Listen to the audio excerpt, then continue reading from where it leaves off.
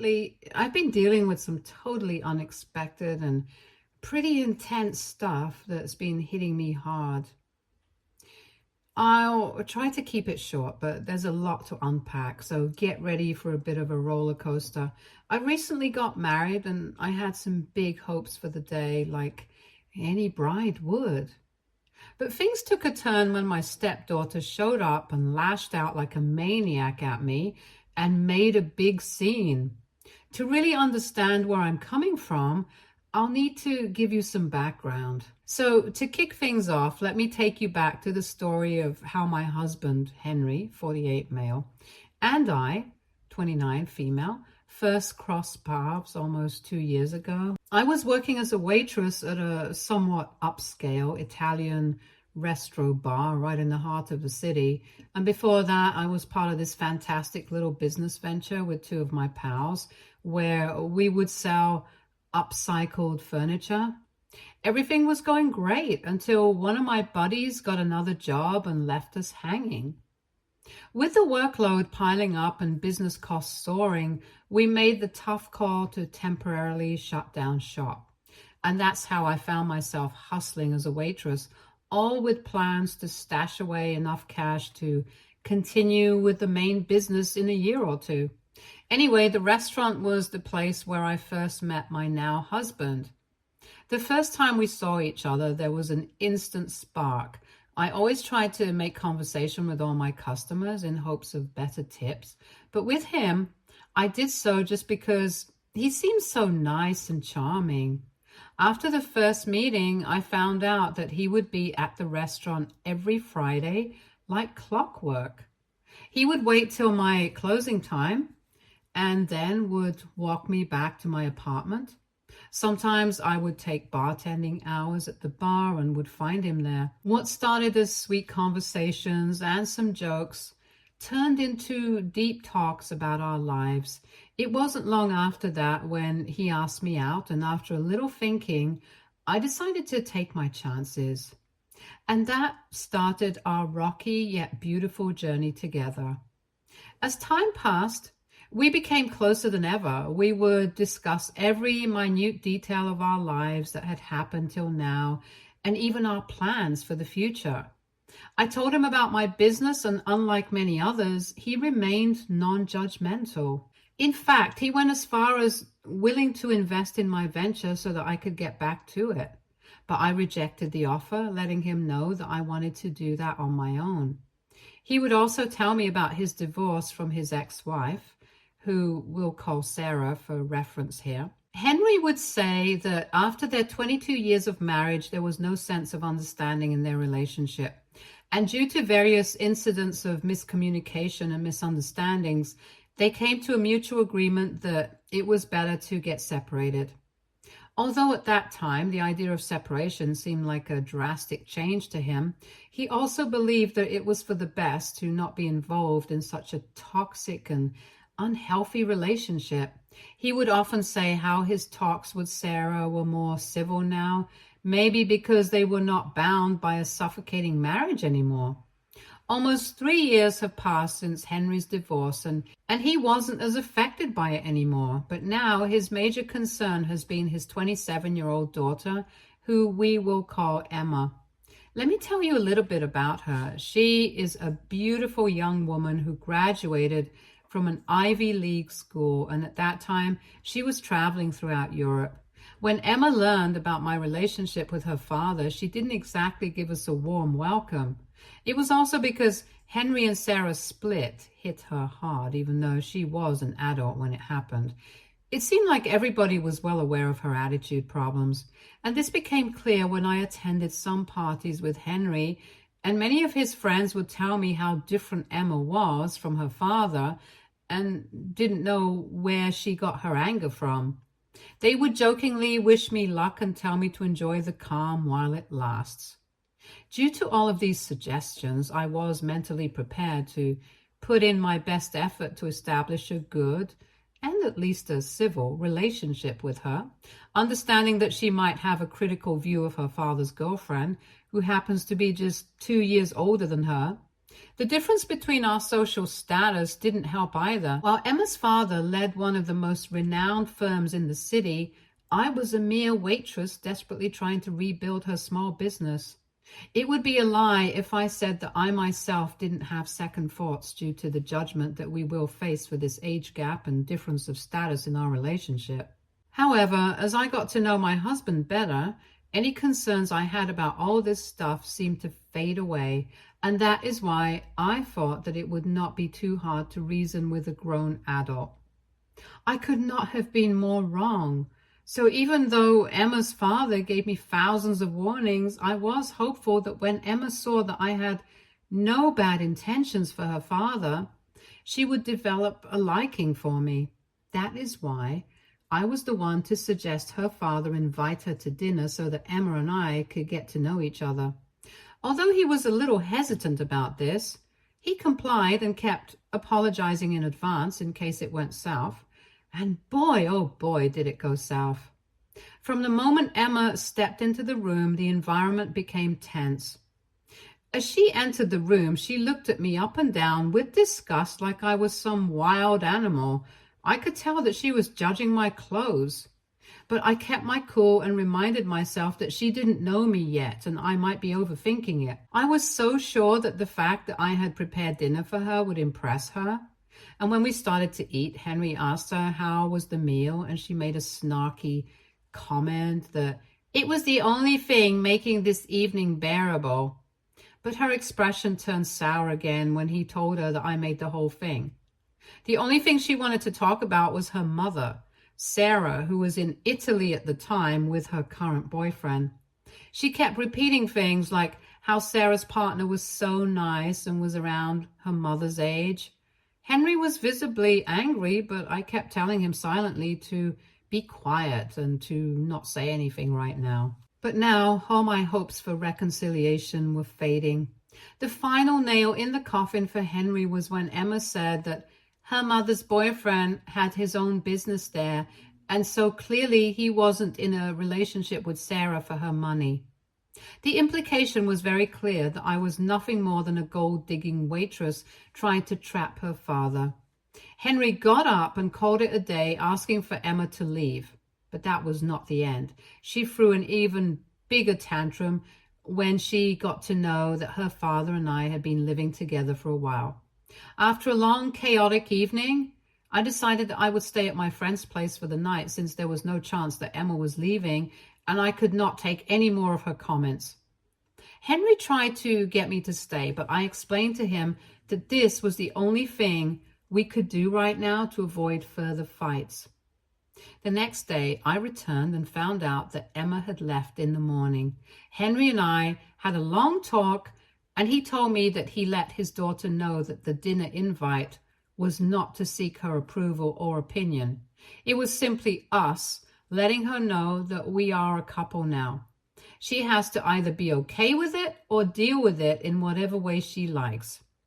It's safe to say that just like all the other stuff, Emma didn't take this well either.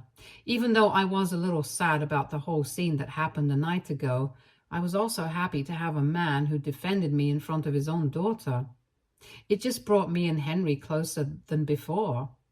A year after we met, Henry proposed during a romantic weekend getaway. It was perfect, and I said yes without hesitation. I could not have been happier, as I was engaged to the most amazing man. We were excited to do all the wedding planning and invite our friends and families to share our happiness. And since we were talking about inviting family, how could we forget Emma? Henry would repeatedly ask me if I was sure about this, and I just said that she was his daughter and she deserved to be invited and be part of her father's happiness.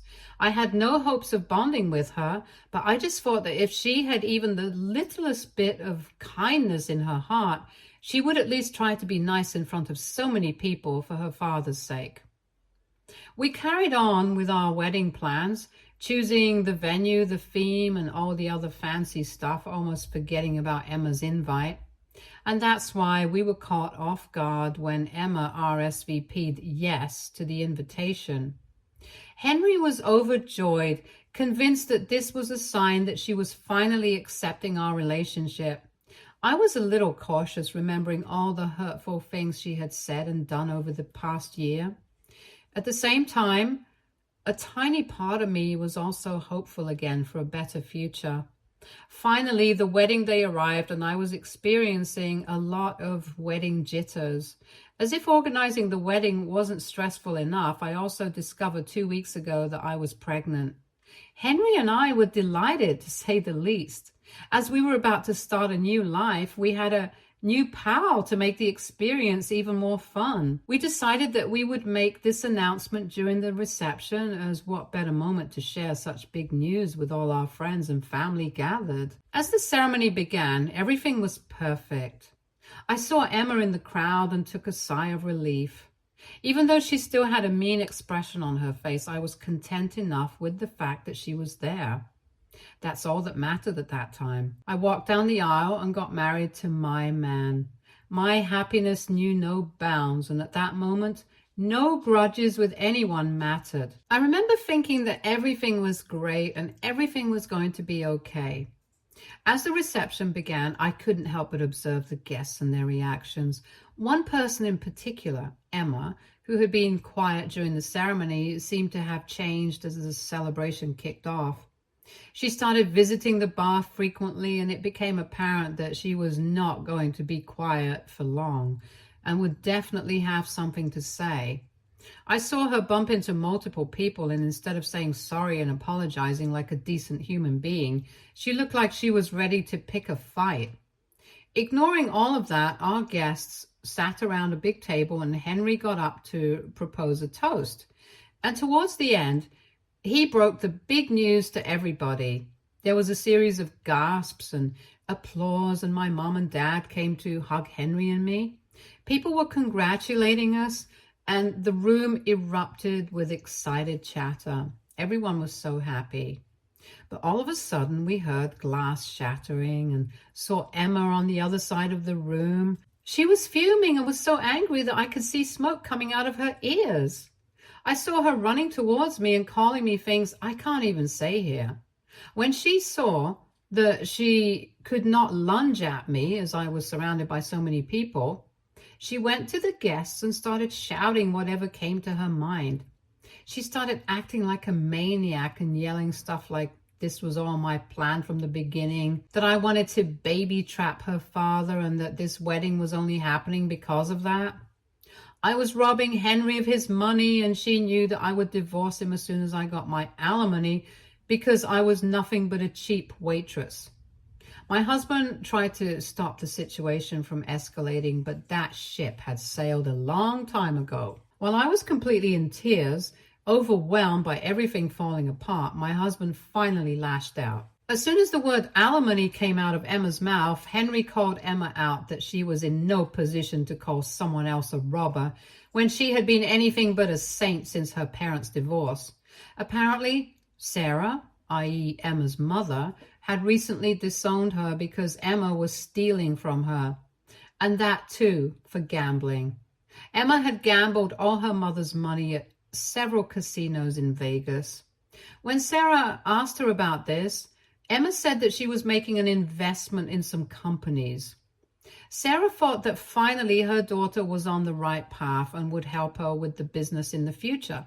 But in reality, Emma had maxed out her mother's credit cards, nearly bankrupting her. It wasn't until Sarah found Emma's hidden credit card bills that she had the audacity to blame her mother for not giving enough attention after the divorce. Emma had twisted this story to gain her father's sympathy and told him not to talk to her mother about this. She guilt-tripped him into paying her high bills as Henry was not able to spend much time with her, and this is the least he could have done. Henry thought it was important for him to know Sarah's side since Emma had a history of lying, and seems like he was right and Emma was up to no good. Emma was out of words to say. She was embarrassed but visibly angry, and if I'm being honest, I was scared that she would attack me or somebody else from my family. Henry calmly but sternly told her that he was not paying for her luxury anymore, and he was done enabling her bratty behavior. And the only time she should be seen around us from now on is when she has decided to accept her mistakes and apologize. He gave her the final warning: if she did not leave the premises in under a minute, he would call security. Emma stood there, mouth opening and closing like a fish out of water. Tears were streaming down her face, and for a moment I felt a pang of sympathy for her. Despite everything she had done and said, she was still just a young woman, clearly struggling with her own demons. Very soon after that, she left, and we had to get back to the wedding reception. We apologized for this unfortunate incident and decided to move forward with the celebration. Even after this whole embarrassing situation, Henry and others consoled me and ensured that one day we would laugh at this. At the end of the day, Henry and I were married. After the wedding, a week passed very quickly. Between settling into our new life as a married couple and preparing for the baby, John and I barely had a moment to breathe. We had completely forgotten about Emma, and she had also gone radio silent. But clearly, with her, this was not a good sign. We also told Sarah about this, and she herself was very disappointed in Emma. She was used to her theatrics and was not ready to talk to Emma either, as she had left her in debt as well. This whole situation had left me torn. The most annoying thing about all of this was that Emma is not 17. She's 27, for God's sake. At what point would we stop making excuses for her behavior and expect her to act like an adult? Still, for Henry's sake, I tried to be understanding. I knew he was torn between his love for his daughter and his commitment to our new family. It wasn't an easy position to be in, and I admired his strength in dealing with it all. About a month after the wedding, just as we were starting to settle into a new normal, Emma finally reached out. It was a text message sent to John late one night, which simply said, "Dad, I'm sorry, can we talk?" After a long discussion, Henry and I decided that he should meet and have a nice, sensible chat with her about all the stuff and how we can put it all behind us. If all of this was too hard on her, they could also try for family counseling or therapy so that everything is sorted. But the miracle that we were hoping for did not exactly happen. Henry came back looking all tired and drained and said that there was a whole lot of screaming and shouting. It is kind of funny. We thought that if they met in public, then Emma would at least pretend to be rational. But there was no chance of that. Emma could lash out anytime, anywhere, without any care for the people around her. After loads of convincing by Henry, she had agreed to go to therapy. She also said that the divorce hit her hard because Henry and Sarah were the only thing she had as friends and family, and all of that was gone in a day. And then Henry dating me, marrying me, and then starting another family struck her in the worst way possible. I'm guessing that she felt replaced and forgotten. I get all of the stuff she was saying, but again, wouldn't it have been far better if she just conveyed this to us like a normal human being? I personally would have made an effort to make her feel included. But no, she had to go all opera villain on us. Instead of blaming and screaming at everyone around her, she could have made genuine efforts to make new friends. All of this seemed pretty much okay, and I could see that with little work, everything could be fine in the future. But here comes another hiccup. Henry said that Emma could take her time, but at one point she had to apologize for all the things she called me at the wedding, and also for all the snide remarks made earlier. Emma got angry and made it clear that the only thing she was sorry for was blackmailing and lying to her parents, and she didn't regret lashing out at me at our wedding, and again warned Henry that I would steal and called me a cheap waitress again. If only she knew that the only reason Henry agreed to talk to her was because this quote, unquote, cheap waitress convinced him to. Not only this, but right after apologizing, she again tried to convince her father to lend her some money. Henry is distraught after this and is the most affected by everything. On one hand, she is his daughter, who he loves a lot, but at the same time, she's acting like an insane person. So here I am looking for any advice and to find a solution to this unending problem. Please let me know your thoughts on this whole thing. Am I in the wrong? What else can I do to make it a little easier for my husband? Would love any suggestions because my pregnant self is out of ideas. Update 1. Just when we thought the dust had settled, Emma has proven once again that she's far from done with her ridiculous antics. It seems the concept of rock bottom is foreign to her, as she's now threatening us with legal action. Can you believe it? When she realized that there was no other way she could harass us, she claimed she deserved an inheritance and had rights to all of Henry's property as his daughter. The audacity is truly mind-boggling. We got wind of this latest development through our family grapevine. Apparently, Emma's been running her mouth at family gatherings, boasting about how she's going to take us for all we're worth. It would be funny if it weren't so infuriating. But here's where it gets really interesting. We've discovered that Emma isn't working alone in this scheme. A while ago, Henry had an ex-business partner, Steve, who stole some money from the company. When Henry found out about this, he cut ties with him and made sure Steve couldn't do business in their industry again. He's been nursing a grudge ever since, and now he sees Emma as his ticket to revenge. We think Steve's been filling Emma's head with all sorts of legal jargon and false promises and has convinced her to give us a fair warning before taking the matters to court. It's pretty clear that Steve is manipulating Emma's greed and bitterness for his own ends, probably hoping to get a cut of any settlement she might win. But here's the kicker. Emma and Steve have grossly underestimated us. They seem to think their threats of legal action will have us shaking in our boots, ready to hand over a chunk of change to avoid a court battle. Little do they know we're more than prepared for whatever they might throw our way. First off, Emma's actions have set in motion consequences she clearly hasn't considered. In light of her recent behavior and past transgressions, Henry has been in talks with one of the top estate lawyers in the state.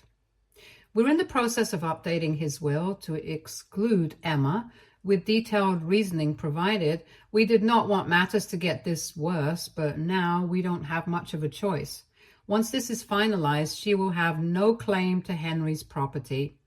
I just know that somewhere she's fuming and cursing me for everything that is happening, but that is not new to me anymore. Emma's behavior has been so bad with people that many of our friends and family assured us that if this is taken to court, they will testify in our favor. And our biggest defense is the evidence we have of Emma's financial crimes against her own mother. We're talking bank statements, forged checks, credit card statements showing outrageous purchases, the works. Emma nearly bankrupted her mother, stealing hundreds of thousands of dollars over the years. Her mother, bless her heart, never pressed charges, hoping Emma would turn her life around. But she did provide us with all the documentation just in case something like this ever happened. If Emma and Steve want to take this to court, they're in for a rude awakening. Not only will their case be thrown out, but Emma could find herself facing criminal charges for her past actions. If it comes down to it, we're fully prepared to present all of this evidence. Update 2. It's been a while since Emma's last outburst, and it's been weirdly calm in all of our lives. We haven't heard a peep from her, which, if I'm being honest, has me more on edge than her usual drama. In my experience, silence from Emma is like the calm before a storm. It usually means she's plotting something big, but who knows? Maybe, just maybe, she's finally come to her senses and realized that all of the fighting was meaningless. Though, given her track record, I'm not holding my breath. This period of quiet has given us a chance to focus on our lives and prepare for the future. I've been taking some business classes online, hoping to expand my skill set and get back to my business of upscaled furniture sometime after the baby's born. It's been challenging but incredibly rewarding. I felt happy and at peace when I busied myself learning new things and planning for a future that doesn't revolve around Emma's next meltdown. In an unexpected turn of events, I've actually become quite close with Sarah, Emma's mother. It started with a chance encounter at a local cafe. I was there just because I wanted to get out of the house when I saw her walk in. There was a moment of awkwardness, but then she asked if she could join me. Over tea, we started talking, and I was surprised by how easy it was to connect with her. Sarah shared some insights into Emma's behavior that I thought explained a lot of her blow-ups. When Emma first found out about Henry and me, she went on a rampage of rumor spreading. I know, not new. She told anyone who would listen that I was the reason for Henry and Sarah's divorce, claiming that Henry had been seeing me for years before they split up. Of course, this was completely false. Henry and I didn't even meet until years after his divorce was finalized, but Emma, in her desperation to paint me as the villain, didn't care about facts at all. What struck me most was Sarah's resignation to Emma's behavior. She spoke about her daughter with a mix of love and profound disappointment. She said that Emma has always had a flair for drama, but she never thought it would go this far. She just didn't get what triggered her to lie so blatantly, to try to ruin her father's happiness. I realized Sarah carried a lot of guilt for not being able to stop Emma from doing all the stuff she did. We've met up several times since then, and I've come to see Sarah as not just Emma's mother, but as my own friend.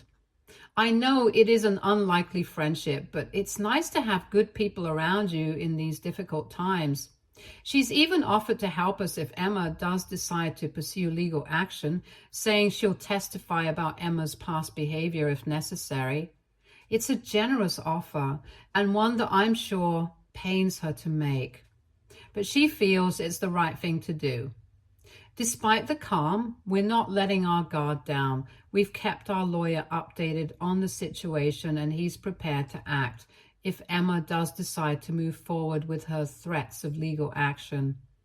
We've also taken steps to secure our financial information and have alerted our bank to be on the lookout for any suspicious activity.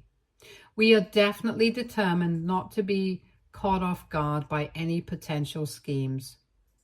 In the meantime, life goes on. Henry's business is thriving, and he's been incredibly supportive of my educational pursuits. We've been trying to focus on the positive aspects of our lives, our strong relationship, our supportive friends, and the baby that is going to be here very soon.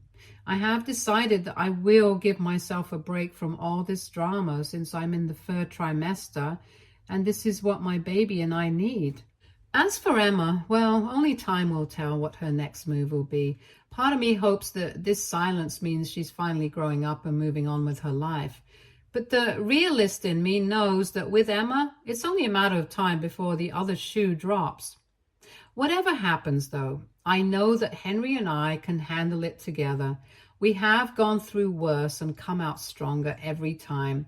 For now, we're careful but optimistic about the future. We're planning a small getaway for the next few days, just the two of us to relax and reconnect away from the stress of everyday life. And who knows?